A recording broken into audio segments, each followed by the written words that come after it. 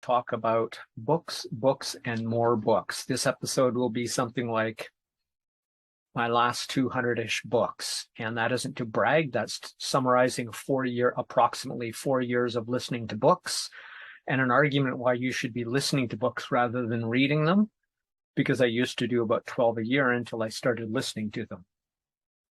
And out of those, I'm basically going to talk primarily or almost exclusively about all the ones that I'd recommend out of those 200-ish. And the reason it's 200-ish is I've got 4 pages in my Audible library, and it says 50 books each. So it's 150 plus books to be technical. 151 plus books. I'm not going to count them. So starting way back, the oldest book I currently have in my Audible library was The Power of Now by Eckhart Tolle, that I'm sure you've heard of. Recommended for sure about mindfulness. It gets a little bit sort of spiritually mushy for my taste, not as scientific as I'd like it to be. The next one is Influencer, The Power to Change Anything by Katie Patterson, Joseph Grenny, and David Maxfield.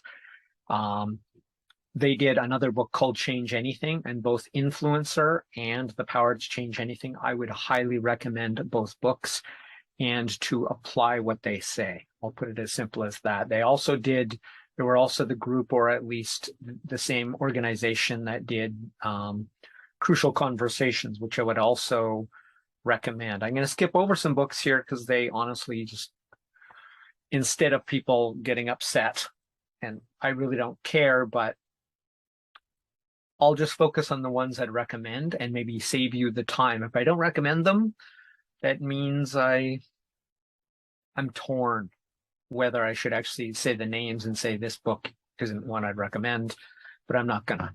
So the next one I would recommend, and I think everybody who thinks they're an expert on investing should read this book, because this guy was the guy who taught Warren Buffett how to invest. And Warren Buffett has kicked everyone's ass on earth when it comes to doing something that makes a lot of sense. And it's exactly the same thing that Benjamin Graham, the author of The Intelligent Investor, the book that I'm recommending here, taught him when he was a young man.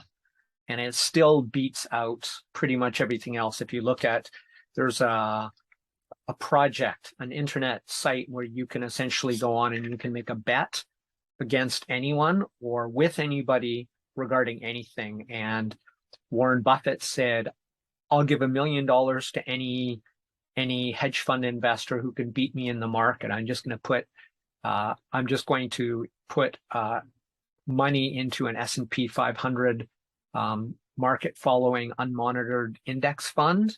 If you don't know what that is, read The Intelligent Investor. That's mostly what I know. You put it in the whole market fund that's indexed and unmonitored, so has minimal charges. On average, it will kick ass on almost everything else you can do. And in that bet that was made over 10 years, Warren Buffett won. I'm really not surprised. So if you think your investor is better than everyone else, are they always doing better than the market? Have they done better than the market? Not are they making more money, because remember, they get paid on trades. Anyway, read The Intelligent Investor. You may fire your hedge fund manager after that. The next one is David Allen's Getting Things Done. Excellent book on productivity. It's quite strict, but a lot of his principles are the same conclusions I came to on my own. Enough said. Recommended. The next one was not that one. Smarter, Faster, Better by Charles Duhigg. It's probably one of the first books I read by him, and I loved it. You absolutely should read it. It has a lot of good stuff. Some misunderstanding in particular, I think this was the one book he talked about deliberate practice. I'll give you a better book on that. But this book overall is still really worth reading now. The reason I've read this many books or listened to this many books is this is the way you, A, keep your brain growing, B, keep up with things, and C, learn all the things you had no idea even existed, and there will never be a limit. You'll never know enough to really know as much as you could. Another one that was quite good actually was Brian Christian and Tom Griffith's Algorithms to Live By, Computer Science of Human Decisions. I don't remember the specifics on it, but I do remember it was good. And this is an interesting thing too, because most books, all it takes, even though it was 4 years ago and hundreds of books ago, if I remember anything about them, it was likely a worthy read. At least that's one of the ways I code it. And it really makes sense. It's like, oh, it taught me something either I didn't know, verified something I didn't know, or gave me a new perspective on something that I already knew. So one of my favorite books. Yeah, let's see this one. Oh, okay. This one's actually quite good. It's called The Like Switch, an ex-FBI agent's guide to influence, attracting, and winning people over. It is excellent. It really cuts to the chase about influence. And I think he was the guy who did the friendship formula. He has a PhD in psychology, worked for the FBI. He probably knows what he's talking about. Good read and some interesting stories about how real world interrogations go. They're not what you think they are. Negotiation Genius by Deepak Malhotra and Max Bazerman. Also excellent. Definitely recommended reading. I read a next one by one of the same authors. It was not quite as good. One book I would recommend in particular. It has its faults, definitely, but for the price of the book, you'll learn more in this book than probably any other book about how to license products.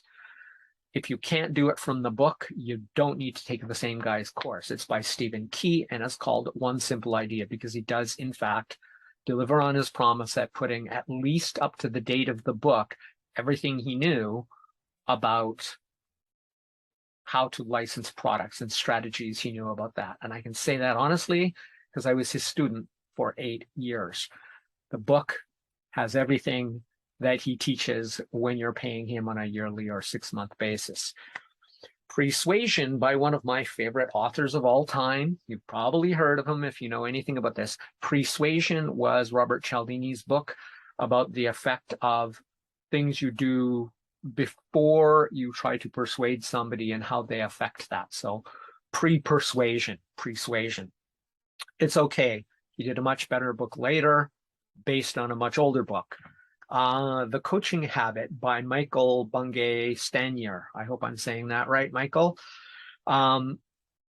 Excellent book. Definitely recommend it. It's more about how to help people help themselves, and basically sort of a uber powerful but simple set of questions when you are a manager and you're managing people to help them learn to reason for themselves and yet still help them. The next one is pretty much cut and dried in a sense. It's called Make It Stick, The Science of Successful Learning. And what this teaches you about is why you should be using flashcards and how you're probably using them wrong, and all the reasons that it's pretty simple. But let me just say, read the book. You'll learn something that you don't know when you thought you knew how to use flashcards. If you're an expert and you already know the book, don't read it. Other than that, definitely read it. It will teach you something that anyone who is a student or wants to review things and remember them the most effective way, according to science, read the book.